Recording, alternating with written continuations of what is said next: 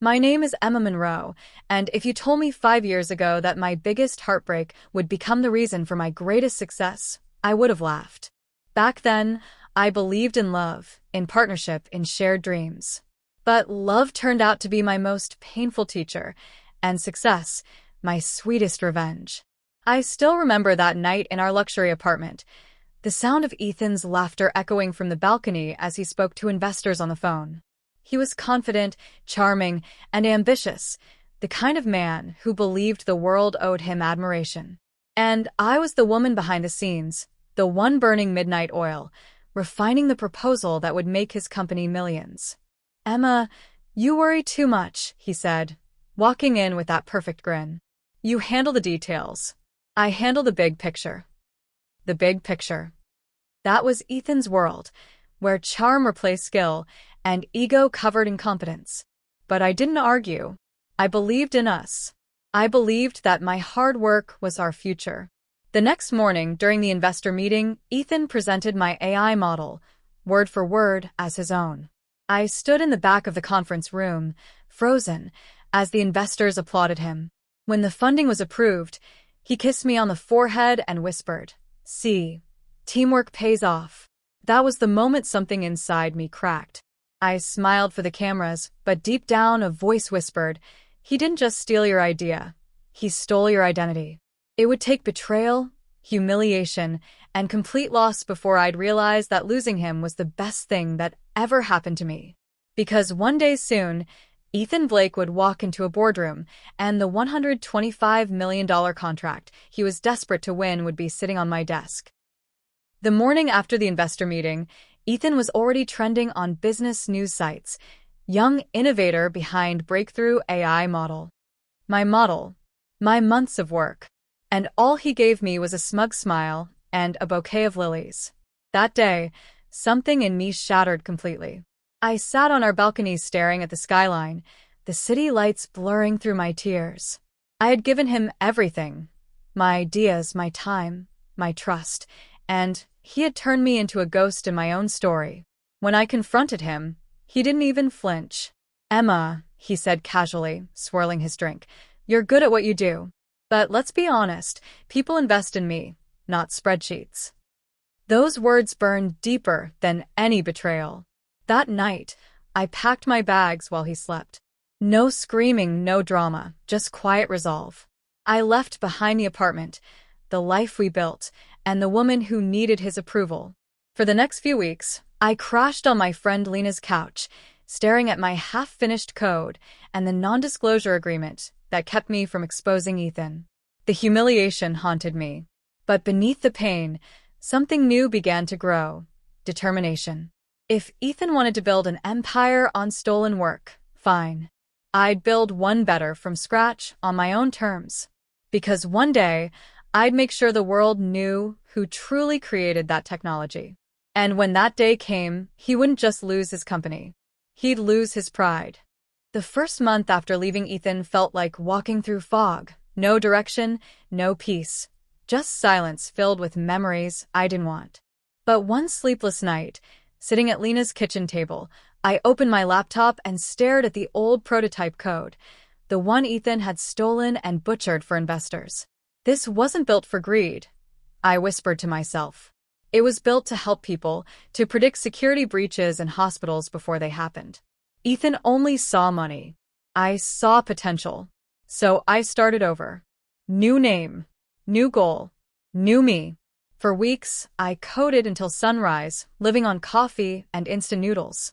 I registered a small startup under the name VigilMind Analytics, using what little savings I had left. Every error I fixed, every new line of code, felt like stitching my confidence back together. Lena cheered me on from across the couch. "Emma, you realize you're building something way bigger than what he stole, right?" I smiled faintly. "I'm building something he can't buy." By the third month, my system was detecting threat patterns faster than any AI on the market. I began pitching hospitals and nonprofits, small clients who believed in function over fame. And slowly, they started to believe in me too. Meanwhile, Ethan's company was flashing across headlines again, but this time, the tone had changed. Investors were pulling out. Bugs. Data breaches. Lawsuits. He had my code, but not my vision. Late one night, an email arrived that made my heart stop. It was from Atlas Corporation, one of the biggest tech firms in New York. Subject line: proposal request, partnership opportunity. I leaned back in my chair, tears welling up as I whispered to myself. Here it begins. The elevator doors opened to the top floor of Atlas Corporation. I caught my reflection in the mirrored walls. Tired eyes, nervous hands, but something stronger underneath. Determination. Emma Monroe, I told the receptionist, here for the 10 a.m. meeting. She smiled politely, unaware that this meeting could rewrite my entire future. Atlas Corporation was legendary in the tech world, a company that could turn small startups into global forces overnight.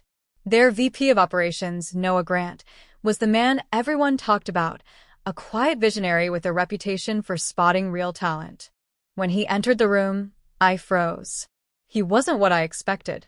Calm eyes, simple suit, no arrogance, just focus. I've reviewed your system, Noah said, gesturing toward the large screen behind him. Your threat detection model doesn't just predict breaches, it learns from them. No one's doing that yet. My voice barely held steady. It's designed for healthcare networks, to protect lives, not just data. He nodded slowly. That's why I called you in. Atlas wants to fund this, but not as a partner project. We want you to lead the entire division. For a second, I forgot how to breathe. My company, my dream, was about to become something bigger than I'd ever imagined. Then he added, one thing though, you'll have to pitch it to our executive board, including one of our new investors. He slid a file across the table. I opened it and my stomach dropped. Ethan Blake, the man who stole my past, was now sitting on the board of my future. For 2 nights, I barely slept. The idea of walking into that boardroom and seeing Ethan again made my stomach twist. But this wasn't college Emma, the one who cried in the dark while he took credit for her work. This was CEO Emma Monroe of Vigilmind Analytics. When the day came, I wore the same navy suit I'd bought for my first investor pitch, my quiet reminder of how far I'd come. The boardroom was a glass box overlooking the city. Every executive in the room stood when Noah introduced me. And then, at the far end of the table, I saw him. Ethan Blake. Perfect smile, designer watch, same arrogant gleam in his eyes, but a shadow of the confidence he once had. His company's recent scandals had clearly taken a toll. He froze when he heard my name. Emma Monroe, of Vigilmind? I smiled lightly. Yes. Surprised to see me? For a moment, his mask slipped. You're working with Atlas? I'm leading this project, I corrected softly. Noah turned to me. Emma, please begin your presentation. As I spoke, the room faded away. It was just me and my vision. Every slide, every word, carried the weight of sleepless nights, broken trust, and rebirth. When I finished, silence filled the air, followed by applause. Impressive, the chairman said. We're approving full funding. Ethan shifted uncomfortably. Mr. Chairman, may I? No need, Noah interrupted firmly. Emma's leadership speaks for itself. Our eyes met one last time, and for the first time, I saw fear in his. He had built his empire on my work once. Now I was the one holding the power. After the meeting, whispers followed me through the Atlas offices.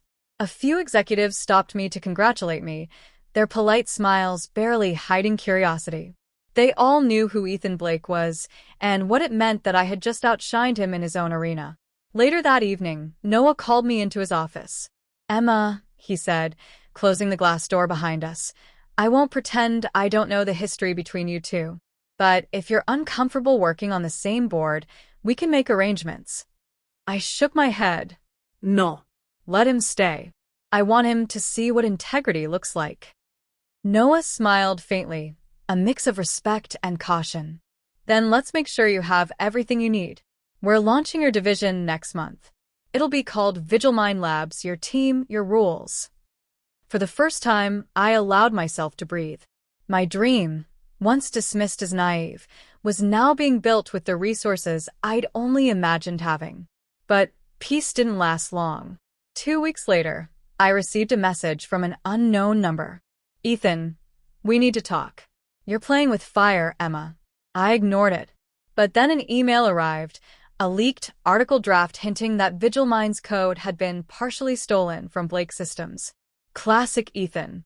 He couldn't stand losing, so he played dirty. I called Noah immediately. "He's trying to discredit me before launch." "Then we'll handle this publicly," he said calmly. "Let's show the world who really built VigilMind." And so, an announcement was scheduled. One that would reveal the truth, live, with every camera in the room, and Ethan sitting in the front row. The day of the launch event arrived like a storm I'd been preparing for my whole life. The auditorium buzzed with anticipation. Executives, journalists, and investors filled every seat. Flashing cameras reflected off the glass walls like tiny bursts of lightning. I stood backstage, adjusting my blazer and steadying my breath. "You've survived worse," I told myself. "Now show them who you are." When my name echoed through the room, Emma Monroe, head of VigilMind Labs, I walked onto the stage to a wave of applause. The lights were blinding, but I could still see him, Ethan, sitting front row, pretending calm. I smiled. VigilMind began as a dream in a one-bedroom apartment. I started. A dream to build security systems that protect people, not just profits. What began with one laptop and a belief has now evolved into technology that can stop threats before they happen. Gasps rippled through the crowd as the live demo played on the massive screen behind me. The system detected and neutralized a simulated cyber attack in milliseconds. It was flawless. As the applause grew louder, I continued. Some said I'd never make it. Some even tried to take my work. I let the silence hang for a second. But integrity always wins, eventually. Every eye in the room turned toward Ethan. His jaw tightened.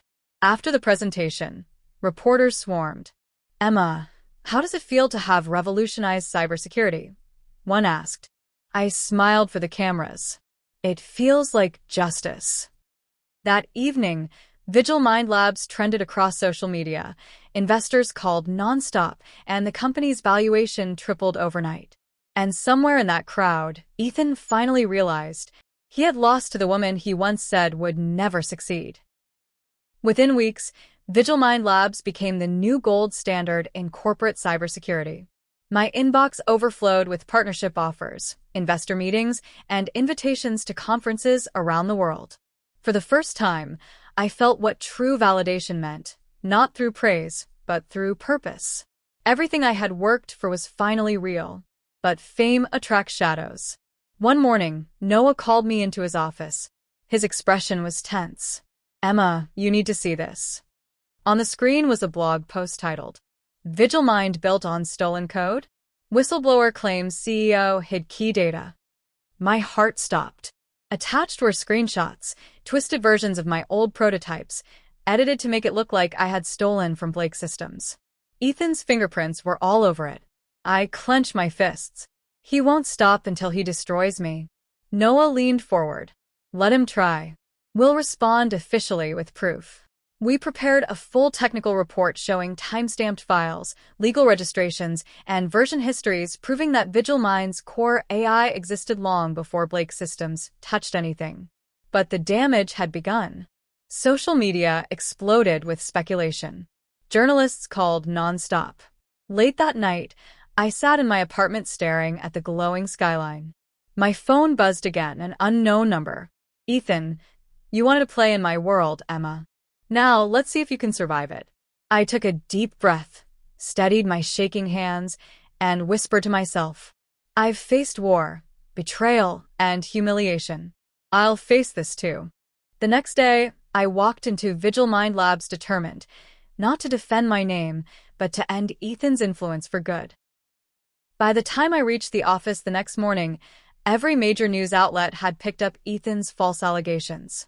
Hashtags trended. Investors panicked. Even a few of our clients requested clarification. But I wasn't the same woman Ethan once knew. I wasn't the intern who trembled under his approval. I was the CEO of Vigil Mind Labs. I gathered my team. We don't hide, I told them. We fight with truth. That afternoon, we held a press conference streamed worldwide. The room was packed with cameras, microphones, and skeptical faces. Ethan stood at the back, smug and confident, pretending to be just another journalist. I began calmly. There's been speculation about Vigil Mind's origins. I'm here to end that story. Permanently.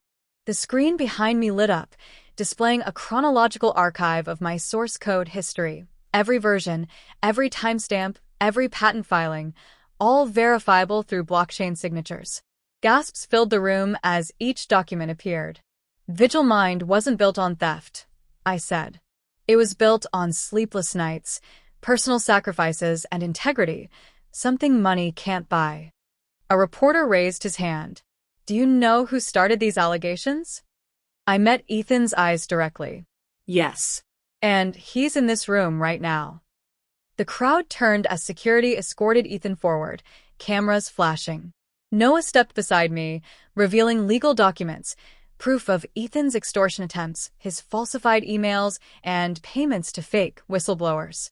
By the time we finished, Ethan's smirk had vanished. His empire crumbled in real time, sponsors cutting ties, board members resigning. As the cameras captured his stunned silence, I said my final words to the world. Never underestimate the woman you tried to destroy. The press conference changed everything. By evening, my inbox flooded again, but this time with messages of support. Emma Monroe, the woman who exposed a corporate tyrant, one headline read. For the first time, the world saw me for what I was, not a scandal, not a rumor, but a force. Within a week, Vigil Mind's reputation soared higher than ever before. Investors who had hesitated now doubled down. Our client list expanded overnight. The same journalists who had once doubted me now praised my composure and courage. But success came with a surreal twist. I received an email from the Department of Homeland Security. An invitation, not an investigation. They wanted Vigil Mind's AI defense model for national integration testing. My project, born out of sleepless nights and heartbreak, was about to become a tool for national protection. I stared at the message for a long time. Tears blurred my vision. We did it, I whispered. Noah entered my office moments later, holding 2 coffees. What's next, boss? I turned the screen toward him. His eyes widened. Emma, this is huge. I know, I said with a half smile. And we're just getting started. That night, I stood by my window, city lights reflecting off the glass. Somewhere out there, Ethan was watching my name dominate the news. My company now working with the government he once mocked me for even dreaming of approaching. He said I'd never make it. But I had made it further than his imagination could ever reach. And for the first time in years, I didn't feel like I was proving him wrong. I was proving myself right. 2 weeks later, I walked through the secure gates of Homeland Security's Innovation Division. The air smelled of polished steel and power. I wasn't there as an employee. I was there as a contractor, leading my company into one of the most significant government partnerships in recent history. As I signed the clearance forms, one of the officials, Agent Rivera, shook my hand. Your AI defense model is impressive, Ms. Monroe. It's already showing promise in identifying digital threats faster than any system we've tested. Thank you, I said. It's designed to learn from behavior, not just data. But as we began integrating Vigil Mind into their classified network, something strange caught my eye. During a test run, the system flagged a file deep inside their archive, labeled Echo 9. It wasn't supposed to be there. It was encrypted, invisible to standard scans. What's Echo 9? I asked one of the technicians. He frowned. Never heard of it. That's odd. When I tried to access it, my screen flickered. Then a line of text appeared in red. Access denied. Property of Blake Systems. My pulse spiked. Blake Systems, Ethan's company. How could his file exist inside Homeland Security's data core? That night, alone in my hotel room, I stared at the report logs. My software hadn't just uncovered a stray file, it had exposed a hidden connection between Ethan's network and a federal security system. For the first time, it wasn't about revenge or redemption. It was about national security. And if I was right, Ethan's reach went far beyond corporate greed. He was hiding something dangerous enough to shake the entire system I'd just joined. Sleep didn't come easily that night. The word Echo 9 burned in my mind like a warning. Why was Ethan's company's data inside Homeland Security system, and why was it hidden? The next morning, I returned to the lab early, long before anyone else arrived. I used my admin credentials to reopen the file logs from our integration tests. VigilMind's AI had already created a metadata trace of Echo 9 before access was blocked. I examined it line by line. There it was, a transmission path linking Echo 9 to an external IP address routed through Zurich, Switzerland. Ethan's headquarters. My throat went dry. He's still in this, I whispered. Even here. I copied the log to a secure offline drive and ran another scan. That's when I saw something worse. The file wasn't just hidden. It was replicating, quietly copying fragments of Homeland's encrypted data to the same Zurich server. It was an active breach. Before I could alert anyone, Agent Rivera entered the room. "You're here early, Ms. Monroe." I minimized the screen, heart pounding. Couldn't sleep. Just reviewing diagnostics. He nodded slowly, but didn't leave. Diagnostics, huh? You should know, Homeland doesn't like freelancers poking too deep into internal systems. There was something in his tone, cautious, almost warning. After he left, I packed my things and slipped out, clutching the encrypted drive. My instincts screamed this was bigger than I imagined, and possibly more dangerous. If Ethan's company had a backdoor into federal systems, it wasn't just about money anymore. It was about power, and I was the only person who had found it. By the next morning, I knew two things for certain. I couldn't trust Homeland entirely, and I couldn't go to them with what I'd found. Not yet. Echo 9 wasn't just a leak. It was a live tunnel feeding classified information straight to Zurich. I needed help from someone who understood encryption deeper than I ever could. That's when I thought of Lena Patel, a former NSA analyst turned cybersecurity freelancer, and years ago, my closest college friend before life pulled us into different worlds. When I called, her voice was wary. "Emma? It's been forever. What's going on?" "I found something buried inside a federal network," I said. "Something that shouldn't exist. I think it's tied to Ethan." A pause. "You mean you're Ethan?" "Yeah." "And it's bad. Send me what you've got. But do it through a blind relay, nothing traceable." That night, I transferred the Echo 9 metadata through an encrypted channel Lena provided. 10 minutes later, she called back, her voice low. "Emma, this isn't just a backdoor. It's a worm. Self-learning, adaptive. And the signature key. What about it? It's registered to your name." My blood ran cold. "That's impossible. Not if someone cloned your credentials." Before I could reply, Lena's line crackled. Then, silence. I checked my phone screen. Call disconnected. My Wi-Fi dropped seconds later. Then, from across my darkened hotel room window, a reflection, the faint red blink of a surveillance drone hovering outside. They knew I had found it, and now I was the one being watched.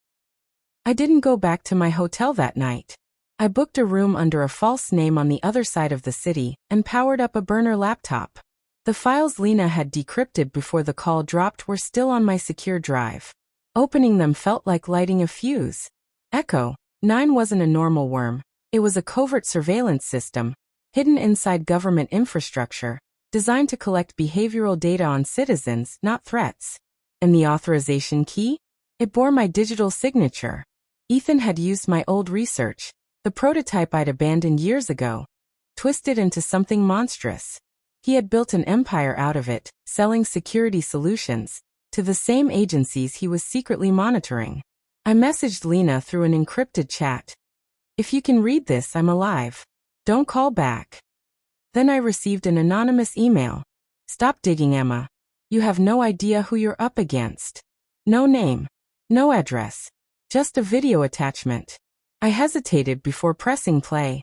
The footage showed me entering the Homeland facility 2 days ago, recorded from a security feed. The angle wasn't one that any authorized camera could capture. Someone on the inside was watching me. The laptop beeped, a new alert. Remote connection attempt detected. I slammed the power button, heart racing. This wasn't just Ethan's revenge. This was a game with multiple players. And somehow, I had just become their target. For 2 days I hid in the shadows, switching hotels, using burner phones, watching reflections more than roads. Every instinct told me to disappear, but another voice whispered louder. End it. Ethan had taken enough from me. My research, my peace, my name. If I didn't confront him now, I'd never be free. Through Lena's old darknet contacts, I traced the Zurich server's backup route to a company called Nexus Corp Innovations, Ethan's newest front. The trail led to a conference in D.C., where he was scheduled to speak about ethical AI and national defense. The irony made my stomach turn. That night, I dressed like I belonged there, black blazer, badge confidence. I slipped into the hall unnoticed as Ethan took the stage, all charm and polish, talking about responsibility and transparency. My hands clenched into fists. After the event, I cornered him near the exit. You still using my code to spy on people, Ethan? He froze for a heartbeat, then smiled like a wolf. Emma, I wondered how long it'd take you to crawl out of your hole. You cloned my credentials. You planted Echo 9 under my name. I secured a future, he said smoothly. You just didn't have the stomach for what your genius could do. People's lives are being destroyed by your system. Collateral. Every revolution needs it. I stepped closer. You turned my work into a weapon. But I have proof now, and I'm not the same woman you left behind. Ethan's smile faltered. Careful, Emma. You don't know who's really pulling the strings. Then he leaned in, voice low. It isn't me you should fear. Ethan's words haunted me long after he vanished into the crowd. It isn't me you should fear. Who then? Homeland?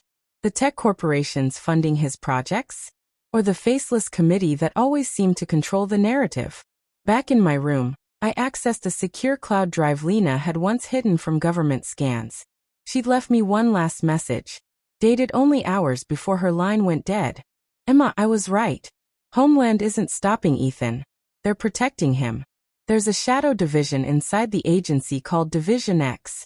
They're using your code to predict dissent before it happens. Be careful who you trust. Division X. I'd heard whispers of it years ago, a rumor dismissed as paranoia. But if it was real, that meant Homeland had been watching all along, and Ethan was just another pawn. I dug deeper into the files Lena left behind. Encrypted documents labeled Behavioral Response Model. The pattern was clear. Ethan's version of Echo 9 wasn't just about surveillance. It was about control. Predicting who might become a threat to government stability and eliminating them quietly. Then my burner phone vibrated. An unknown number. I hesitated, then answered. Emma, a man's voice said. Calm. Steady. If you want to survive, meet me where it all started. The research facility outside Arlington. You're running out of time. The line went dead. My pulse quickened. Arlington. The place where I'd built the first version of the algorithm.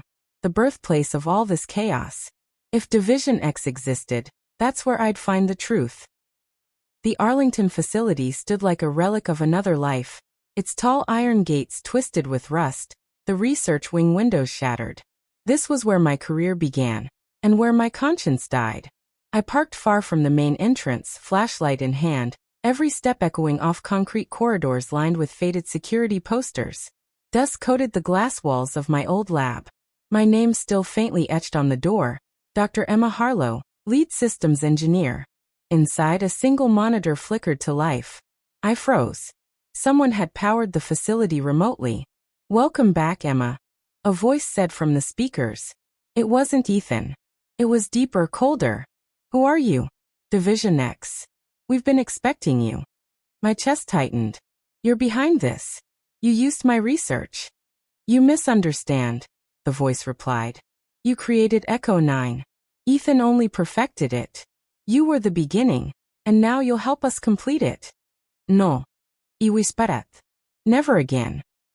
The monitor flashed, a live feed appeared, showing my late husband, Mark, standing in this very lab years ago.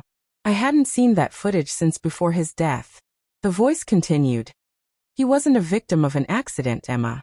He was one of us. He helped design the behavioral protocols. My knees went weak. Mark, part of Division X? You can't rewrite history, I said, trembling. I know what you're doing. The voice chuckled softly. Then stop us if you can. The screen went black. I stood there in silence, surrounded by ghosts, realizing the truth I'd feared all along. The man I once loved had built the monster I was trying to destroy. I spent the night inside the cold shell of the Arlington lab, piecing through every dusty terminal and backup drive still functional. If Mark had been part of Division X, then somewhere here, he'd left traces. He always did. A breadcrumb trail only I could decode. By dawn, I found it. A small drive sealed inside a false bottom of his old locker. My hands shook as I connected it to a portable console. A single folder appeared. For Emma, if you ever find out. The first video file began with Mark's face, tired but determined. Emma, if you're seeing this, I'm probably gone. Division X isn't just government. It's private, corporate, military, all merged.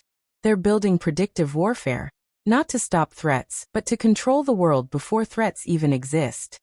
I felt my chest tighten as he continued. They used your algorithm because it works.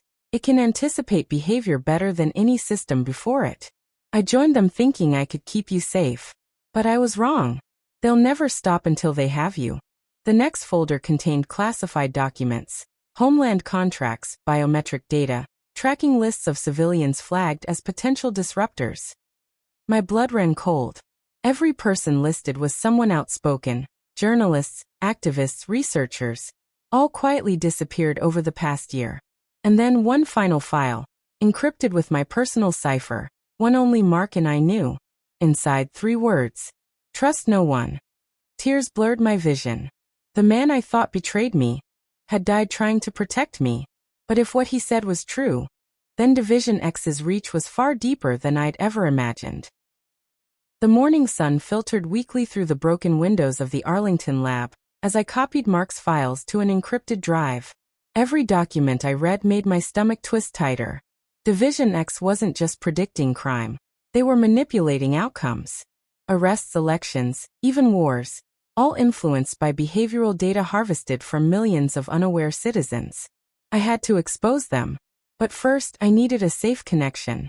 Using a portable satellite uplink, I contacted an old ally, Renee Alvarez, a former cyber analyst turned whistleblower. Emma, she whispered through the static. I thought you disappeared. I might soon, I replied. I found proof of Division X. I'm sending encrypted packets now. You'll know what to do. As the files transferred, movement flickered in the reflection of my screen.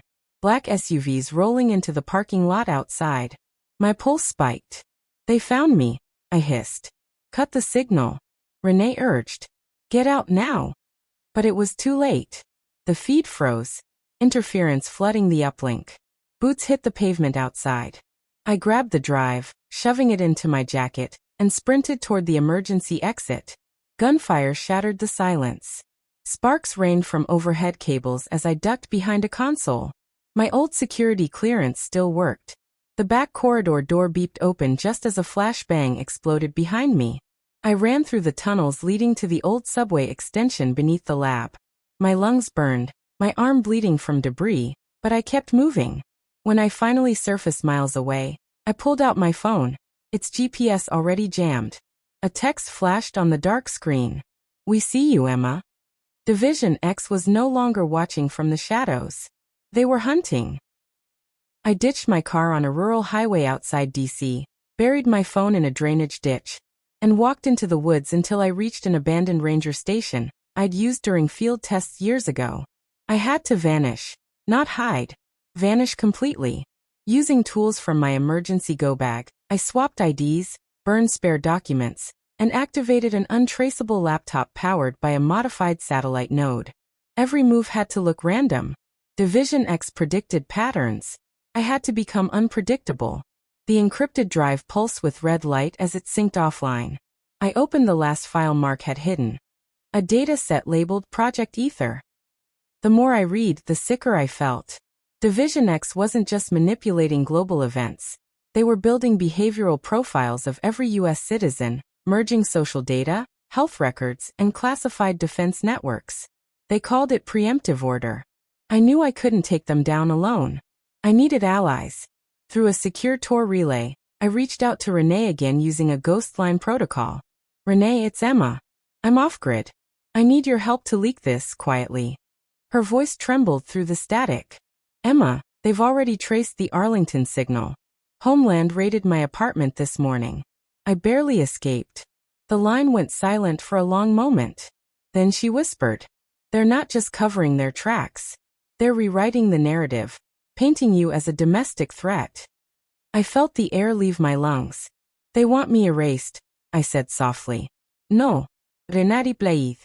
They want you reclaimed. I shut the laptop, heart hammering. I wasn't running anymore. If Division X wanted to rewrite the story, I'd make sure the world heard mine first. 2 nights later, I stood outside the Liberty Data Complex, the heart of Division X's network, disguised as a Homeland Security backup center. Through the rain, its concrete walls looked ordinary, but beneath them lay thousands of servers humming with secrets. I'd memorized the guard rotation patterns from old schematics Mark once showed me. Using a stolen clearance badge and a thermal cloak, I slipped through the rear maintenance tunnel. Every sound echoed like thunder in the narrow shaft. Once inside, I connected my drive to an auxiliary terminal. Mark's algorithm recognized the core instantly. It started decrypting layers of the system faster than I expected. A voice crackled in my earpiece. You're really inside, aren't you? Renee whispered from her safe location. Yeah, I murmured. I'm in the lion's den. Within seconds, a hidden directory opened. Division X/operations/asset integration. My breath caught. I scrolled through data logs labeled with human names, each tagged as active, conditioned, or terminated. These weren't enemies of the state. They were operatives. And then I saw it. My own name. Asset 47E, Emma L. Carter, Behavioral Override Candidate, Stage 3. I froze. Stage 3 meant preconditioning. They hadn't just been monitoring me. They'd been trying to reprogram me. Renee. I whispered, my voice trembling. They didn't just study my algorithm. They used it on me. Before she could respond, the screen flickered red. Unauthorized access detected. The alarms blared. Steel shutters slammed down. I pulled the drive and sprinted for the service exit. My heart pounded with each step. They knew I was inside. And now they knew. I knew everything. Sirens wailed as I sprinted down the steel corridor, boots echoing on the concrete floor. The data drive felt like it was burning a hole in my pocket. Security drones swarmed the halls, scanning every corner for movement. I ducked behind a crate, heart hammering, as a beam of blue light swept past my face. Emma, Renee's voice crackled through my earpiece, urgent and low. Exit C4 is clear. I looped the cameras for 90 seconds. Move now. I bolted, trusting her completely. The exit door loomed ahead, red lights flashing overhead. Just as I reached it, a shadow detached from the wall. A man in tactical armor. Don't, he ordered, aiming his rifle straight at my chest. I froze. His voice familiar. When he lifted his visor, my stomach dropped. Agent Cole Matthews, my former field partner, and the only person besides Mark who had known about Division X's algorithms. Cole. I whispered, disbelief flooding through me. He sighed. You shouldn't have come here, Emma. You were never supposed to see those files. The pieces clicked instantly. You're one of them, I said, voice shaking. Not one of them, he corrected quietly. The first of them. You helped design the predictive matrix, and you were the perfect candidate to test it on. Betrayal hit me like a physical blow. I stepped back, gripping the stolen drive. They're rewriting everything, he continued. Your memories, your loyalty, your choices. They were always theirs. Then why tell me now? I demanded. He hesitated, then lowered his gun slightly. Because I still remember who you were, before they changed you. Run, Emma. before they finish the job. I stared at him for a heartbeat, then turned and ran. Behind me, Cole's voice echoed through the hallway. They're already rewriting the narrative. I didn't stop running until I reached the tree line beyond the data complex. Rain lashed against my face as I collapsed behind a fallen log, gasping for air. Cole's words replayed in my mind, sharp as blades. They're rewriting everything. Your memories, your loyalty, your choices. My hands trembled. How much of my life had really been mine?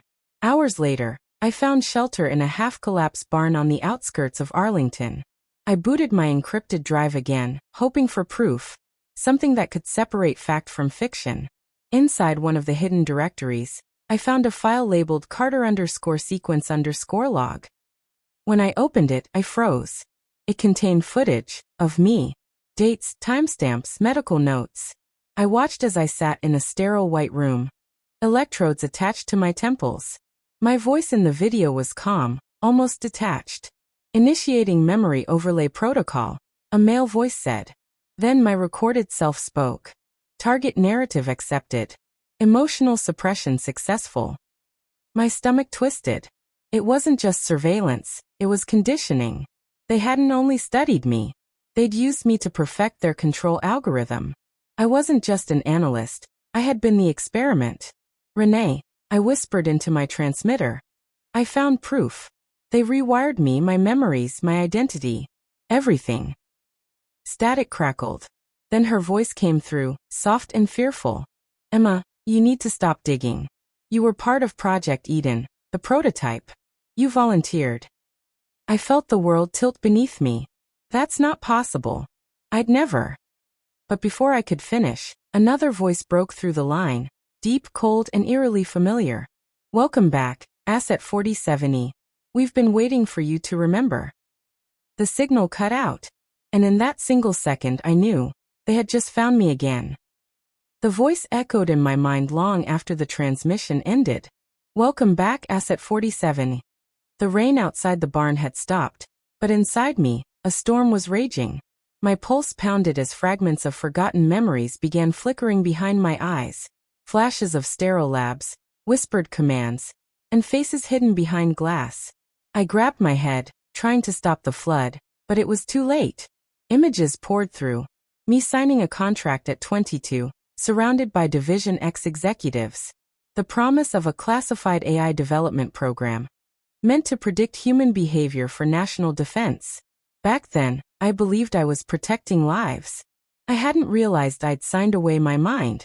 The algorithm I created, Project Eden, was never about protection. It was about control. They had used my technology to erase guilt, reshape memories, and build operatives who obeyed without question. I was their first success. Tears mixed with the dirt on my face. They made me forget who I was. I opened my laptop again, heart pounding, and searched the recovered files for anything that could undo what they had done. Hidden deep in the code was a string labeled E-sequence termination protocol. If I could activate it, I could crash Eden permanently, but the warning under it read, initiating this sequence may result in total neural collapse of active subjects. That meant me, Emma. Renee's trembling voice came through again. They're tracing your signal. You need to run. I stared at the command line, fingers hovering over the keyboard. Destroy the system, or destroy myself with it. The choice I made next would decide not only my fate, but the fate of everyone Eden had ever touched. The hum of my laptop filled the silence of the barn as I stared at the blinking cursor. The world outside was waking, sirens in the distance, helicopters slicing the dawn. Division X was coming. I had minutes, maybe less. My fingers trembled over the keyboard as I opened the E-sequence termination protocol. Every warning flashed red. System override may cause total neural shutdown. Active subject link detected. 47E Carter Emma. They had tied my consciousness to the network. If Eden went down, I would go with it. Renee's voice cracked through my comms, desperate. Emma, stop. You don't have to do this. We can find another way. There is no other way, I said quietly. If I don't end it now, they'll rebuild. And next time, they'll erase everyone. For a heartbeat, I hesitated. Not out of fear, but clarity. My life had been rewritten, manipulated, stolen. But this moment, this choice, it was truly mine. I entered the final command. Execute E-sequence termination. The screen exploded with cascading code. Data streams collapsed. The hum of the machine grew louder until the air vibrated around me. My head throbbed with searing pain as the neural link began to fry. Memories, real and false, collided. Faces, laughter, tears, all blending into light. Then silence. Somewhere far away, I heard Renee's voice whisper through the static. She did it. Eden's offline. It's over. When I opened my eyes again, I was standing in sunlight. Not real, but digital, the remnants of the system fading like dust. My reflection flickered in the code, peaceful at last. For once, I whispered. I wasn't their experiment. I was their end. And with that, the last trace of Division X vanished along with me.